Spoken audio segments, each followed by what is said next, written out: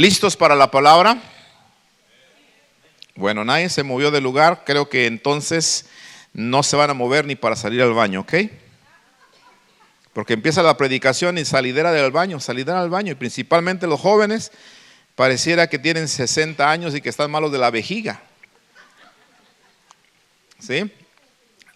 Así que yo le quiero pedir a los jóvenes que vayan al baño antes de entrar a la clase bíblica, así como van al baño cuando están allá en su escuela y les dice la maestra, se me va al baño, todos al baño. Así me hacían en la escuela a mí. ¿A cuántos les hacían así? ¿Sí? También, ¿verdad? Entonces, pongamos atención. ¿Listos para empezar? Bueno, ok.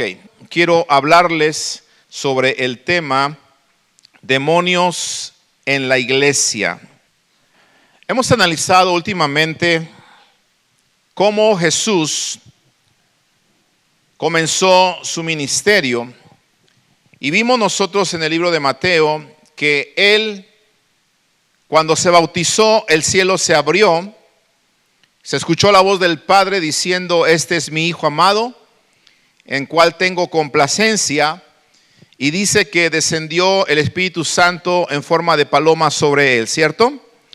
Y Jesús entonces fue lleno del Espíritu Santo. Pero hemos dicho que Jesús no comenzó su ministerio inmediatamente. La mayoría de nosotros, después de haber recibido tal afirmación del cielo, después de haber sido llenos del Espíritu Santo, hubiésemos comenzado nuestro ministerio. Pero Jesús no hizo eso. De hecho, la Biblia me enseña que el Espíritu Santo lo llevó al desierto. Y en el desierto Jesús tuvo que enfrentar precisamente al tentador, como dice la Escritura. Tuvo que enfrentar al diablo que se presentó delante de él con las tentaciones que nos narra Mateo. Y en esas tentaciones el diablo usó la palabra para tentar a nuestro Señor Jesucristo. Pero no solamente usó la palabra, sino que el diablo puso en duda que Jesús era el Hijo de Dios.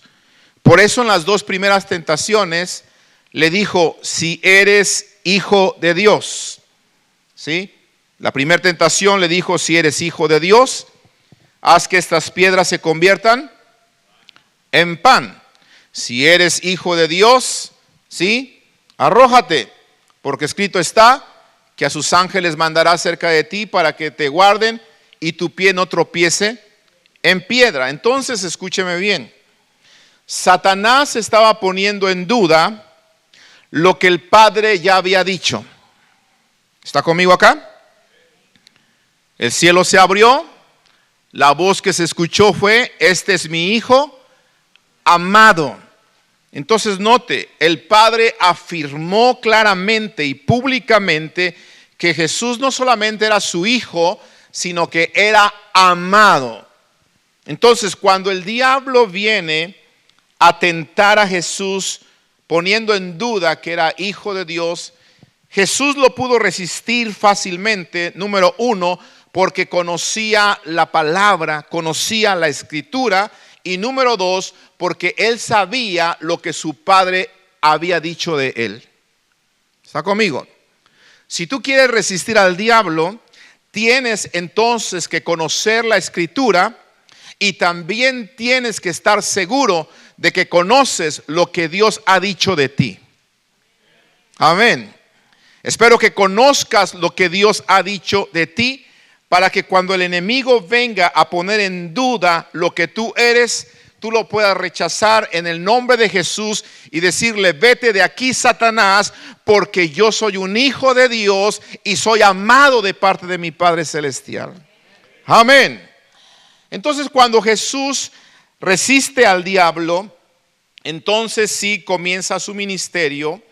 Y es ahí cuando Mateo, en el capítulo 4, versículo 12, comienza a narrarme el ministerio de Jesús. ¿Qué fue lo que sucedió en los primeros días del ministerio de Jesús? Mateo 4, verso 12. Cuando Jesús oyó que Juan estaba preso, volvió a Galilea. Escuche bien, por favor. Mire cómo comienza el ministerio de Jesús. Comienza escuchando unas malas noticias. ¿Te gustaría comenzar tu ministerio con malas noticias? ¿Te gustaría comenzar tu ministerio con un enfrentamiento con el diablo, así como lo tuvo Jesús? No, sin embargo, escuche bien, la manera en la que Jesús comenzó su ministerio nos enseña a nosotros cómo podemos nosotros también comenzar o pasar por el mismo proceso en el cual Jesús comenzó su ministerio. Si tú eres una persona que dices, bueno, me gustaría servir al Señor, me gustaría desarrollar un ministerio, que el Señor me usara en su obra, bueno, el que desea obispado, dice la Escritura, buena obra desea, pero escúchame bien, tienes que entender que es muy probable que puedas pasar lo mismo que le pasó a Jesús. ¿Sí? Puedes comenzar tu ministerio con malas noticias, porque dice la Escritura que Jesús oyó que Juan estaba preso. Eso es para desanimar a cualquiera, ¿o no? ¿Por qué? Porque antes de que Jesús fuera un ministro del Evangelio, ya había comenzado a predicar su primo Juan el Bautista. ¿Sí? Entonces imagínate, Jesús todavía no comienza a predicar y cuando está a punto de comenzar su ministerio, le traen noticias de que su primo que andaba predicando lo acaban de arrestar y está preso. Como diciendo, si a él lo arrestaron, a ti también te pueden arrestar. ¿Cierto?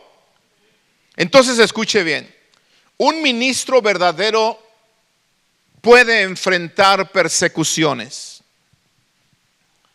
Hay que entender esto, por favor. Hay que tenerlo claro en nuestra mente para que no te vayas a equivocar y mucho menos te vayas tú a desanimar cuando enfrentes persecuciones. Porque un ministro verdadero no está exento de enfrentar persecuciones. De hecho, el mismo Hijo de Dios acababa de experimentar hambre, acababa de experimentar dificultades, acababa de experimentar un encuentro con el enemigo. Y esto lo vemos a través de otros grandes siervos de Dios. Pablo soportó muchas dificultades, Pedro soportó muchas dificultades, Juan el Bautista del que estamos hablando resulta de ser que está preso, está en la cárcel y por si fuera poco, más adelante la Biblia nos enseña que a Juan le cortaron la cabeza. ¿Cierto? Qué ánimo para decirte, adelante Jesús con tu ministerio, ¿o no? ¿Verdad? ¿Me está entendiendo? ¿Sí? Pero un ministro verdadero está expuesto a enfrentar persecuciones. Así que si en algún momento tú te das cuenta que un hombre de Dios sufre persecución, es maltratado e inclusive algunos han llegado a ser muertos, eso no significa que Dios no estaba con ellos. Dios estaba con Juan el Bautista. Dios estaba con Pablo cuando lo apedrearon varias veces y lo dejaron como muerto, ¿cierto? Dios estaba con Pedro cuando lo encarcelaron también. No significa que Dios nos ha abandonado, significa que nosotros podemos experimentar persecución o dificultades en cualquier momento, ¿verdad? Pero nada ni nadie nos puede separar del amor de Dios que es en Cristo Jesús. Oh, aplaude al Señor si tú crees esto. Recíbelo en el nombre de Jesús. Pero mira, esto no desanimó a Jesús. Continuó con su ministerio. El versículo 13 dice: dejando a Nazaret, vino y habitó en Capernaum, ciudad marítima en la región de Zabulón y de Neftalí, para que se cumpliese lo dicho por el profeta Isaías. O sea que Isaías ya había profetizado esto. Versículo 17, desde entonces, o sea, desde que vino a Capernaum, desde que dejó Nazaret, donde se había criado, comenzó Jesús ¿a qué? Dígalo fuerte, ¿comenzó a qué? Comenzó a predicar y a decir: arrepentíos, porque el reino de los cielos se ha acercado. Escuche bien, por favor. Un verdadero ministro del evangelio no solamente está expuesto a sufrir persecución, sino que un verdadero ministro del evangelio también va a predicar el arrepentimiento de pecados. Estas son características, son cualidades que nosotros tenemos que tener en cuenta para poder identificar a los que son verdaderos ministros del evangelio. ¿Por qué? Porque Jesús comienza su ministerio y predicaba lo mismo que predicó Juan el Bautista, predicaba arrepentimiento, ¿cierto? De hecho, Juan el Bautista fue muy áspero, si podemos decir esta palabra, a la hora de predicar la palabra. ¿Por qué? Porque les decía a aquellas personas que venían a bautizarse, y les decía: generación de víboras, ¿no es cierto? ¿Quién les enseñó a ustedes a huir de la ira venidera? Imagínense un pastor hoy en día predicando de esta manera. Si a veces así algunos dicen que este servidor predica fuerte, y que yo recuerde nunca les he dicho generación de pitones, ¿verdad que no? ¿O sí? Desmiéntame si ya lo he dicho. Claro que no, no. Sin embargo, un verdadero siervo de Dios no, escúchame bien, no se va a tentar el corazón para predicar el arrepentimiento. Y les digo algo, es muy triste que hoy en día en las iglesias ya no se predica arrepentimiento. Se habla de prosperidad, se habla de muchas cosas, pero no se habla de arrepentimiento. Yo te quiero decir algo: si no hay un verdadero arrepentimiento, no importa qué clase de prosperidad tengas, a fin y al cabo te puedes perder. 3 dijeron amén. Pero esto es cierto, ¿sí? Esto es cierto. ¿Por qué? Porque es necesario que se nos predique arrepentimiento. Jesús comenzó su ministerio predicando arrepentimiento. Pero ¿sabes qué? El arrepentimiento es un mensaje que ya no vende. Es un mensaje que no llama la atención de la gente. Es un mensaje que cuando tú lo pones en línea no se gana muchos likes, no se vuelve viral. ¿Por qué? Porque a nadie le gusta que lo confronten con su pecado. A nadie le gusta que le digan que están haciendo mal. A nadie le gusta que le digan que el amor al dinero es raíz de todos los males. A nadie le gusta que acostarse con una persona que no es tu cónyuge es pecado. A nadie le gusta que le recuerden que a Dios no se le puede burlar. A nadie le gusta estas verdades. ¿Por qué? Porque estas verdades tienen que ver con arrepentimiento. Amén.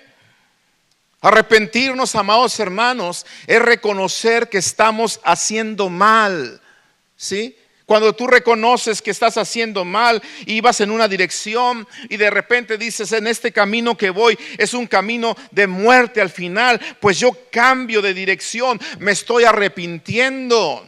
Arrepentirse también tiene que ver con sentir vergüenza de que lo que estamos haciendo está mal, no agrada a Dios. Y no solamente sentir vergüenza, siento dolor, siento tristeza. Y no solamente sentir dolor, sentir vergüenza, sentir tristeza, sino abandonar el pecado que estoy practicando. Eso es arrepentimiento. Arrepentimiento también es confesar que separado de Dios nada voy a poder hacer.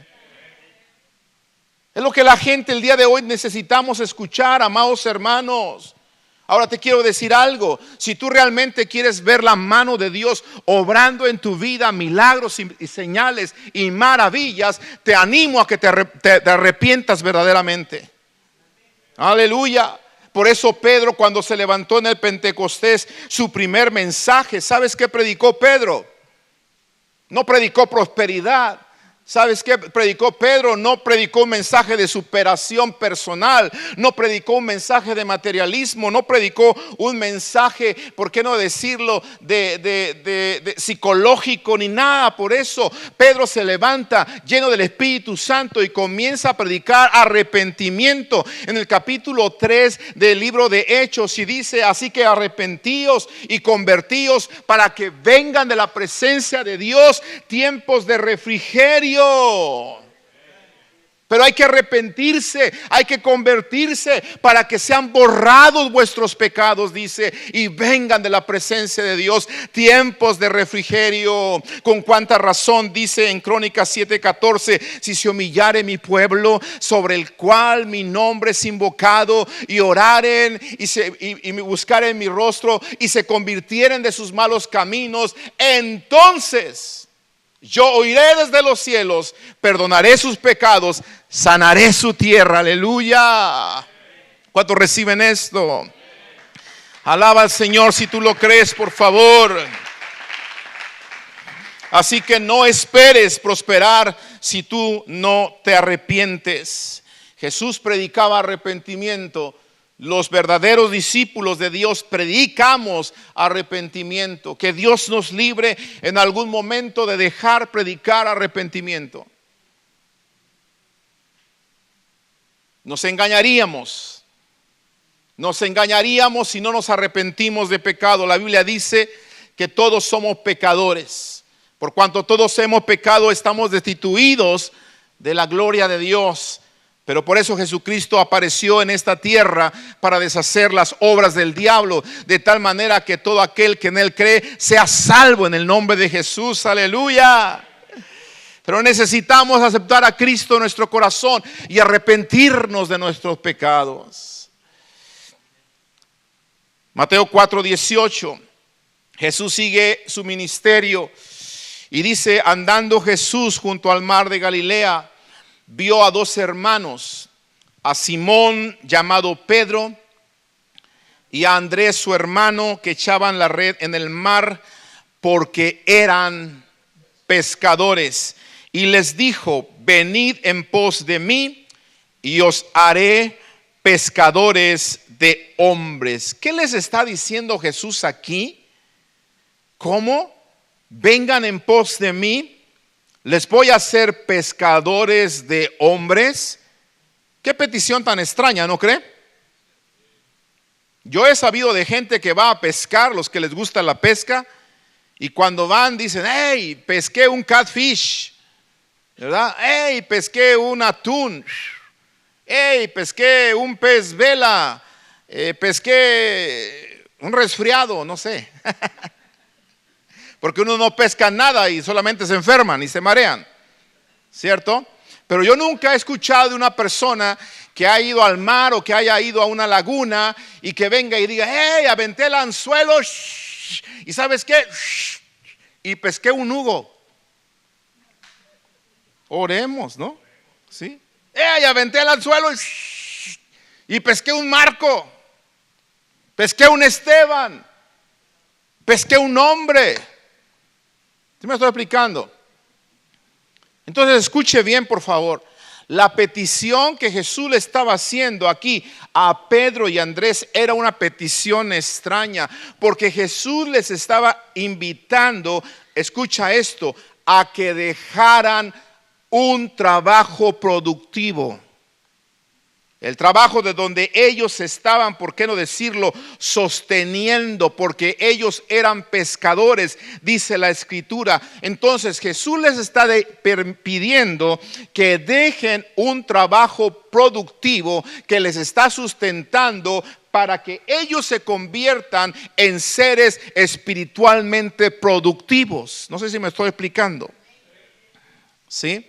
Porque iban a ser pescadores de hombres. Una petición extraña, como hemos hablado últimamente, algo que probablemente no entendieron ellos de momento, pero lo importante es obedecer. Quizá tú no entiendes de momento lo que Dios te está pidiendo, lo que Dios te está exigiendo, lo que Dios te está invitando a hacer, pero lo importante no es entender, lo importante es creer. Y si tú crees y obedeces, lo entenderás después. No sé cuántos me están escuchando. ¿Sí? Así que es importante que cuando tú recibas una palabra y no la entiendes toda, necesitas obedecer, porque si es Dios el que te está hablando y la petición es extraña, entonces la provisión va a ser sobrenatural. Aleluya, aleluya. Porque servimos a un Dios sobrenatural. Amén. Entonces, mira, versículo 20. Continúa Jesús reuniendo a su equipo de seguidores. Y el verso 20 dice: ellos entonces, dejando al instante las redes, ¿qué hicieron? Wow, qué fe de esos hombres, ¿no crees? Al instante, no lo pensaron una semana, no le dijeron a Jesús, Jesús, dame permiso de pensarlo un mes. No, al instante, Señor. Ahora, si usted y yo queremos realmente agradar a Dios, hay que obedecer al Señor ya.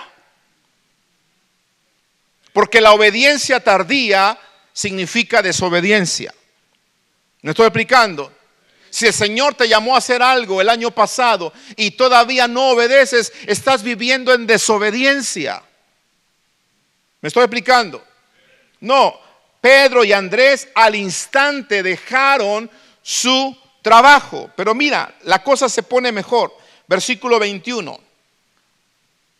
Pasando de allí, vio a otros dos hermanos, Jacobo hijo de Zebedeo y Juan su hermano, en la barca con Zebedeo su padre, que remendaban sus redes, y los llamó. De Pedro y de Andrés no se dice que eran sus redes, solamente se dice que eran pescadores. Probablemente solamente estaban trabajando para otro, pero aquí Jacobo y Juan, sí, dice que ellos remendaban sus redes y dice que los llamó. Y ellos, dice, dejando al instante, ¿qué cosa? La barca y a su padre le siguieron. Ahora vea, hermanos, cómo el llamado se hace más mayor todavía. ¿Sí? ¿Por qué? Porque Jesús estaba invitando aquí a Jacobo y a Juan no solamente a dejar un trabajo. Los estaba invitando, escucha bien, a dejar un negocio, porque estaban remendando sus redes, a dejar propiedades, porque dice que dejaron la barca, y no solamente dejar propiedades, sino dejar familiares, porque dice que dejaron a su padre. ¿Cierto? ¿Cierto? La Biblia dice que el que ama a padre o a madre más que a él no es digno de él. Algunos que hemos aceptado el ministerio, hemos tenido que abandonar a nuestra familia. Hemos tenido que abandonar, ¿por qué no decirlo?, ciertas propiedades. Hemos tenido que abandonar, ¿por qué no decirlo?, algunos que tienen negocios, hasta negocios. ¿Por qué? Cuando Dios te pide que lo sigas, cuando Cristo te dice, quiero que me sigas, Él se va a encargar de proveer para ti. Amén. Si Él te está llamando, Él va a proveer. Él te va a sustentar, Él te va a respaldar. No te va a dejar solo.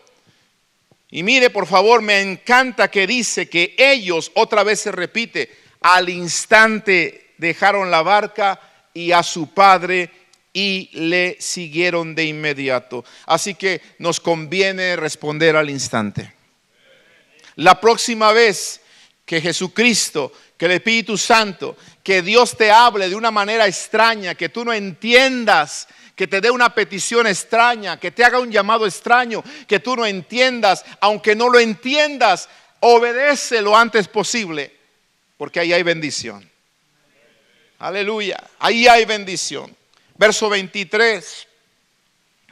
Mire, Jesús entonces dice, y recorrió Jesús toda Galilea, enseñando en las sinagogas de ellos, predicando el evangelio del reino y sanando toda enfermedad y toda dolencia del pueblo. Y se difundió su fama por toda Siria, Y le trajeron todos los que tenían dolencias, los afligidos por diversas enfermedades y tormentos, los endemoniados, lunáticos y paralíticos, y dice que los... Ahora, note por favor, aunque no voy a hablar de esto, solamente quiero hacer aquí una observación. En este versículo se está haciendo una gran diferencia, una distinción muy clara entre los que están enfermos y los que están endemoniados. Porque no toda enfermedad significa que la gente está endemoniada, aunque algunos que están enfermos pueden estar endemoniados. ¿Me estoy explicando? Ahora, dije que no iba a hablar de esto, pero solamente quiero hacer esa observación, porque lo está haciendo aquí claramente Mateo, hablando de afligidos, hablando de los que tenían tormentos, de los endemoniados, de los lunáticos y de los paralíticos, y dice que a todos los sanó. Entonces, Mateo no es tan específico en cómo Jesús hizo estas cosas, pero Marcos, que es otro de los evangelistas, es más específico en un relato de cómo Jesús hizo estas cosas, y es ahí a donde vamos a ir ahora. ¿Por qué? Porque Marcos narra específicamente el primer encuentro de Jesús públicamente con los demonios. El encuentro que tuvo con Satanás lo tuvo allá en la soledad del desierto, pero ahora se va a narrar específicamente el primer encuentro público del Hijo de Dios con los demonios. Vayamos a mirar, por favor, Marcos capítulo 1, versículo 21, para que entremos más de lleno en nuestro tema que queremos descubrir en esta noche. Demonios en la iglesia. ¿Será que es posible que haya demonios en la iglesia? ¿Usted qué piensa? Algunos por acá dicen así medios temerosos, sí. Los de en medio con tanto temor no dijeron nada. Y los de la derecha mejor cerraron los ojos. Oremos. Marcos 1, verso 21. Entraron en Capernaum y los días de reposo, entrando en donde, en la sinagoga, dice, enseñaba. Entrando en la sinagoga, dice, enseñaba. Y se admiraban de su doctrina, oiga esto, porque les enseñaba como quien tiene autoridad y no como los escribas. ¿Cómo enseñaba Jesús? Oiga esto, por favor.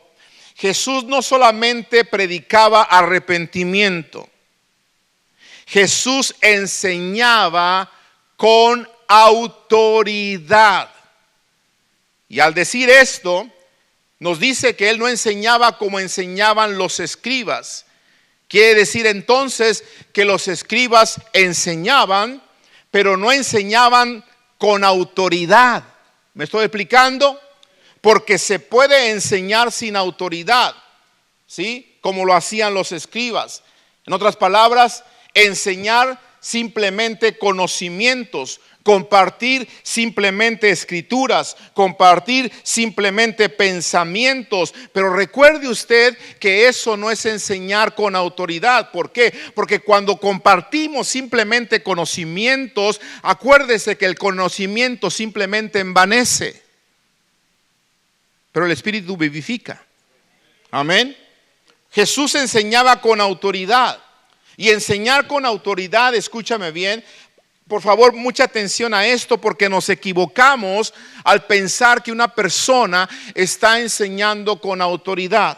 Escucha bien esto, enseñar con autoridad nada tiene que ver con gritos.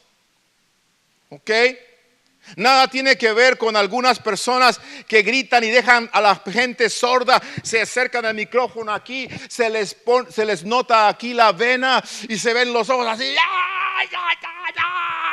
Enseñar con autoridad nada tiene que ver con hablar lenguas extrañas de una manera frenética, desenfrenada, enfrente de la gente, o hacer que nuestras emociones estén fuera de control. Eso no es enseñar con autoridad.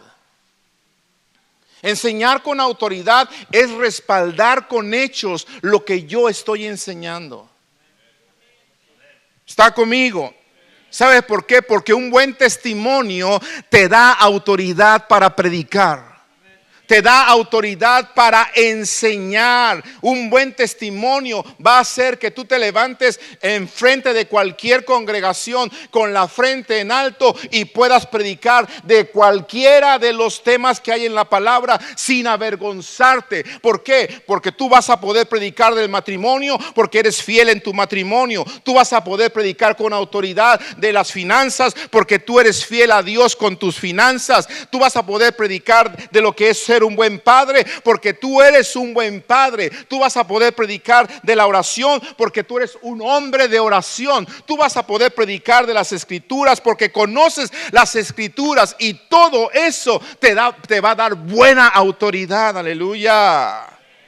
Eso significa a enseñar con autoridad. Jesucristo enseñaba con ejemplo, y no solamente enseñaba con el ejemplo. Jesucristo enseñaba bajo la unción poderosa del Espíritu Santo de Dios. Amén. Y cuando tú enseñas bajo la unción poderosa del Espíritu Santo de Dios, no compartes simplemente conocimiento, no compartes simplemente bosquejos, no compartes simplemente un sermón. No, Señor, usted comparte palabras de vida eterna. Aleluya. Palabras que traen reposo al cansado, palabras que traen libertad al afligido, palabras que traen consuelo al que está triste. ¿Por qué? Porque la palabra es viva y eficaz y más cortante que toda espada de dos filos. Y alguien lo cree esta tarde. Aleluya. Eso es predicar con autoridad. Y de esa manera predicaba Jesucristo. Amén. Por eso me encanta lo que dice aquí la escritura, que Él predicaba como quien tiene autoridad. ¿Por qué? Porque el Hijo de Dios estaba en esta tierra compartiendo la palabra. ¿Cuánta falta nos hace en nuestros púlpitos hoy en día de este tipo de predicadores? Que prediquen arrepentimiento y que prediquen con autoridad. ¿Cierto? Amén. Entonces escuche bien. A pesar de que Jesús era el Hijo de Dios y que enseñaba con autoridad, Él tuvo su primer enfrentamiento público con los demonios, y ocurrió, como ya lo acabamos de leer, en una sinagoga. ¿Qué era una sinagoga? Sinagoga era un lugar de instrucción. Era un lugar donde la gente se reunía para orar y para escuchar, para escudriñar las escrituras que les enseñaban los maestros de la ley. En ese lugar, Marcos nos dice lo que sucedió. Entonces vayamos a Marcos ahora, capítulo 1, versículo 23 en adelante. Pero había en la sinagoga de ellos un hombre con espíritu inmundo que dio voces diciendo: ¿qué tienes con nosotros, Jesús Nazareno? ¿Has venido para destruirnos? Sé quién eres, el Santo de Dios. Aleluya. Mire, amados hermanos, cuando leemos este relato que nos está diciendo Marcos, yo me hago varias preguntas, y una de ellas es: ¿sería que este hombre que estaba endemoniado era un creyente? Piénselo, por favor. Porque estaba en lo que hoy llamamos el templo.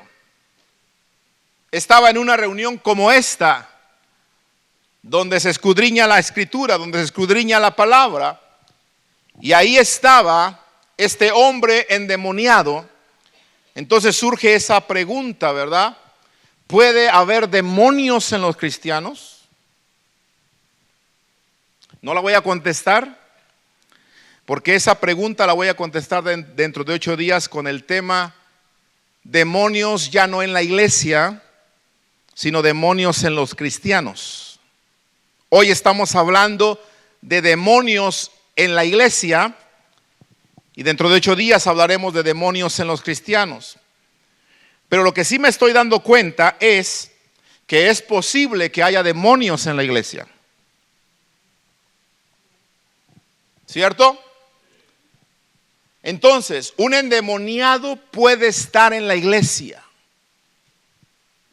Mire lo que estoy diciendo, y no estoy diciendo blasfemias.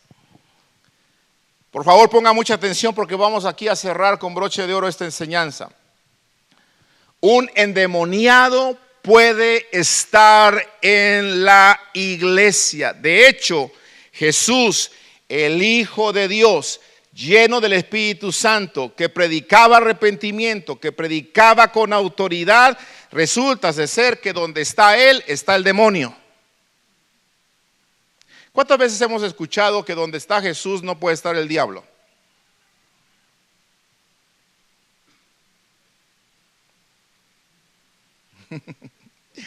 Me gusta ese silencio sepulcral, porque se ponen a pensar y ay caray, como que yo he escuchado eso.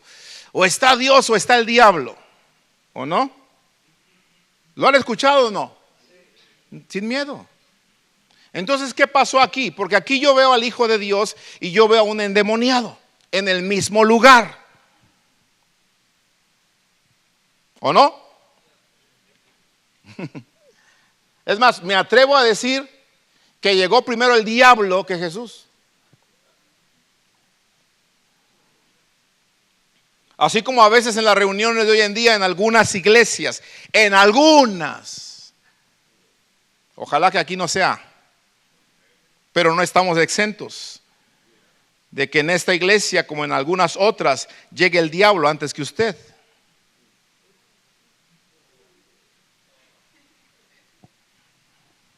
Porque los cristianos son bien impuntuales, pero el diablo es puntualito. Oremos, ¿dónde está Hugo? Oremos, Hugo, por favor. Oremos, ¿no? ¿Sí? Es más, hemos aprendido que el diablo se sabe la Biblia más que usted y que yo. ¿O no? Podemos hacer un examen ahorita de Biblia. Empezamos con los jóvenes que se quedaron aquí. Y te aseguro que si paso a un joven y paso a un demonio, lo cual no se va a pasar, ¿verdad? Y le pregunto al demonio y le pregunto al joven, el demonio gana el concurso bíblico. Triste, ¿no? ¿Sí o no? Que no debería de ser. Porque Jesús, cuando el demonio vino y le dijo, es que escrito está, Jesús le dijo, momento, escrito está esto. ¿Cierto? ¿Verdad? Entonces escúcheme bien. La Biblia me enseña, amados hermanos, que Jesús no fue la primera y única vez que se encontró con endemoniados dentro de las sinagogas. De hecho, en Marcos capítulo 1, verso 39, mire lo que dice. Marcos 1, 39.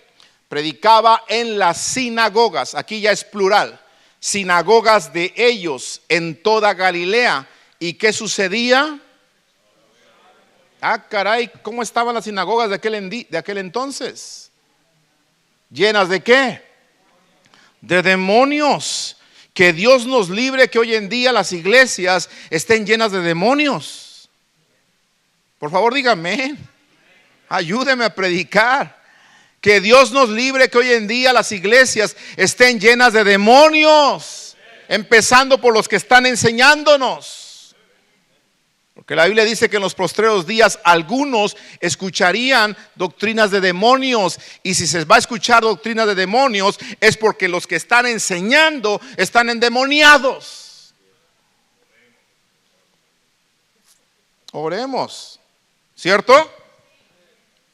Y no dude que está sucediendo esto, amados hermanos. No lo dude. No me quiero poner aquí a hablar de cosas abominables y cosas, perdónenme la expresión, tontas que a veces por ahí escucho cuando estamos ahí en una red social y estás viendo un video y de repente se brinca otro video. Te quedas ahí de curioso y escuchas porque ves a un pastor o a alguien que aparenta ser predicador decir un mensaje, y cuando lo empiezas a pasar por la palabra de Dios te das cuenta la aberración tan grande que está diciendo y dices: Padre, realmente estamos viviendo en los últimos tiempos donde hay gente que está predicando doctrinas demoníacas.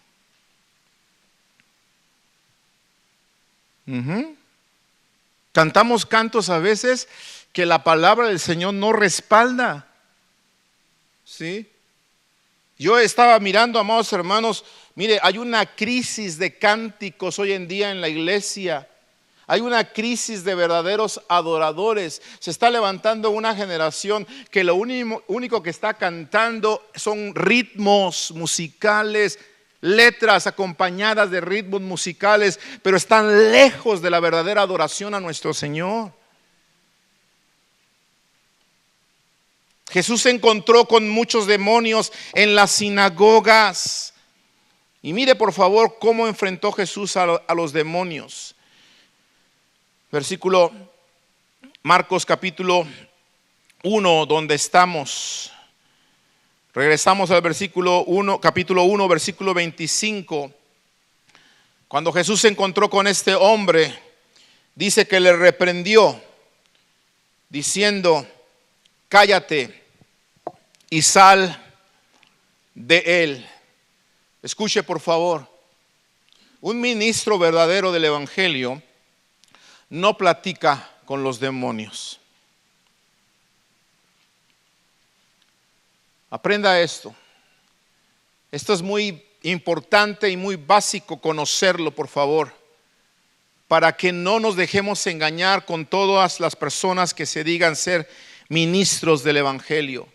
Un verdadero ministro del evangelio no platica con los demonios. Jesús nos enseñó que a los demonios se les tiene que reprender y ordenarles que se callen y que salgan de la vida de la persona donde están viviendo. ¿Sí?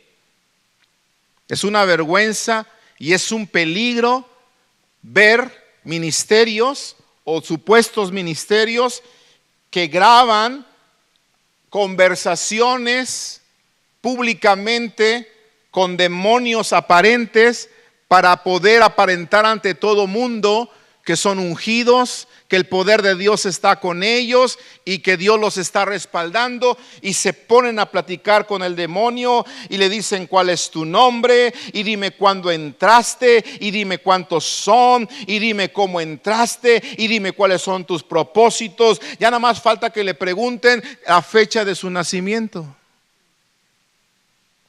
¿Sí me estoy explicando? ¿Sí? No, amados hermanos. Usted y yo hemos aprendido que es un peligro hablar o entablar un diálogo con un mentiroso. ¿O no? Nunca esperes que un mentiroso te diga la verdad. La Biblia dice que el diablo es el padre de mentira. ¿Cómo me voy a poner yo a dialogar con un mentiroso y esperar que me diga la verdad? Algunos libros de liberación dicen es que un ungido le puede ordenar al demonio que diga en el nombre de Jesús la verdad. Eso no me enseña la palabra. ¿Me estoy explicando? La palabra me enseña a silenciar a los demonios. Jesús lo hizo. Amén. La única vez que Jesús, escúchame bien, se atrevió a entablar un diálogo con un endemoniado fue una y exclusivamente una vez. Y eso lo hizo por esta razón, escúchame bien. Estoy convencido de que Jesús lo hizo para darnos a entender cuántos endemoniados o cuántos demonios, pueden habitar en la vida de un hombre. Porque dice que le preguntó: ¿cómo te llamas? Y aquel respondió y dijo: Legión, porque somos muchos. ¿Me estoy explicando? Y entonces el Señor lo reprendió y lo echó fuera. Pero eso, créame, estoy seguro que Jesús no lo hizo para enseñarnos a ponernos a platicar con los mentirosos, con los diablos. Nos lo hizo para enseñarnos que debemos tener cuidado de abrir una puerta al diablo. Porque cada vez que el demonio sale del hombre, dice la Escritura, que anda en lugares desiertos buscando dónde reposar. Si no encuentra dónde reposar, entonces dice, voy a regresar a la casa de donde salí. Pero dice que no regresa solo, sino que viene, toma 7 demonios peores que él y vienen y regresan a la casa de ese hombre. Y entonces la vida de esa persona viene a ser peor que antes. ¿Me estoy explicando? Y le estoy enseñando Biblia pura, ¿ok? No tengo el tiempo de citarle las citas e ir a ellas porque pasaría fácil de la hora. Pero usted lo puede comprobar en su palabra, lo puede comprobar en su casa. Así que Jesús lo reprendió. La palabra reprender significa juzgar, mandarle, ponerlo en evidencia. Le ordenó callarse. Es lo que tenemos que hacer los verdaderos siervos de Dios. Entonces mira lo que dice Marcos 1:26. Y el espíritu inmundo, sacudiéndole con violencia, o sea, derribándole en medio de ellos, clamando a gran voz, salió de él. Y todos se asombraron de tal manera que discutían entre sí diciendo, ¿qué es esto? ¿Qué nueva doctrina es esta? Que con autoridad manda aún a los espíritus inmundos y le obedecen. Y muy pronto se difundió su fama por toda la provincia alrededor de Galilea. Escuche y con eso termino. Todo esto que Jesús hizo, predicar arrepentimiento, enseñar con autoridad, echar fuera a los demonios, sanar a los enfermos y hacer esas señales y maravillas, hizo que Jesús se volviera famoso. Estoy convencido por las Escrituras que Jesús no hacía todas estas cosas para volverse famoso. Es más, Él no había venido a buscar fama. Él había venido a buscar y a salvar lo que se había perdido.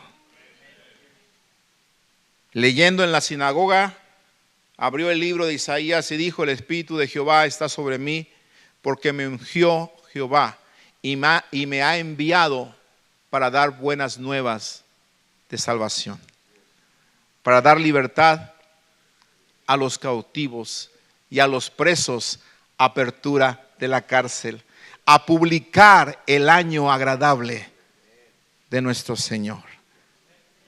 Él nunca dijo, vine porque quiero los aplausos, los reconocimientos y la fama de todo el mundo.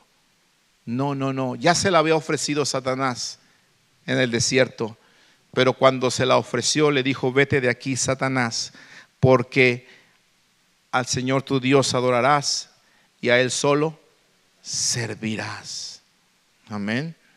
Los verdaderos siervos de Dios vamos a ser capaces, y me estoy incluyendo porque soy un siervo de Dios, vamos a ser capaces de predicar arrepentimiento, vamos a ser capaces de predicar con autoridad, teniendo nuestro testimonio primero.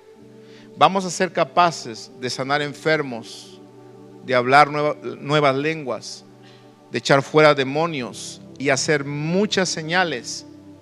Vamos a ser capaces de todo esto, pero nunca buscando seguidores para nosotros. Nunca buscando el aplauso de la gente, sino buscando siempre que Dios se lleve la gloria y que la gente sea bendecida. ¿Cuántos dicen amén a esto? Aplaude a Dios, por favor, con todo tu corazón. Ponte de pie, por favor. Señor, gracias por tu palabra. Gracias por enseñarnos las características de los verdaderos siervos tuyos. De verdad que las malas noticias que le vinieron a Jesús al inicio de su ministerio era para desanimar a cualquiera, pero nunca se desanimó, porque también él sabía que así como su primo Juan fue martirizado, un día él iba a ser el Cordero de Dios inmolado en la cruz, que se iba a dejar golpear, se iba a dejar maltratar, se iba a dejar crucificar para darnos vida y vida en abundancia. Jesús, como un ungido, siguió adelante su ministerio. Llamó a hombres de una manera extraña. Esos hombres inmediatamente le respondieron. Dejaron no solamente su trabajo, dejaron algunos sus negocios, sus propiedades y aún a su familia por seguir al Maestro. Señor, los verdaderos siervos tuyos, te amamos a ti sobre todas las cosas. Por lo tanto, Dios, ayúdanos a aprender de ti, para ser siervos verdaderos tuyos, que no tengamos temor a ninguna amenaza, a ninguna clase de persecución, y que podamos, oh Señor Jesús, siempre ser obedientes a tu llamado, a tu palabra, y que cada vez que estemos frente a una congregación, cada vez que estemos en un lugar donde tengamos que predicar, prediquemos arrepentimiento. Porque la gente no quiere escuchar arrepentimiento. La gente quiere escuchar lo que le agrada.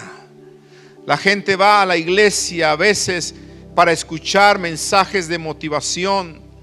Y yo no digo, Padre, que tu palabra, Señor, no sean nuevas de gran gozo, lo son.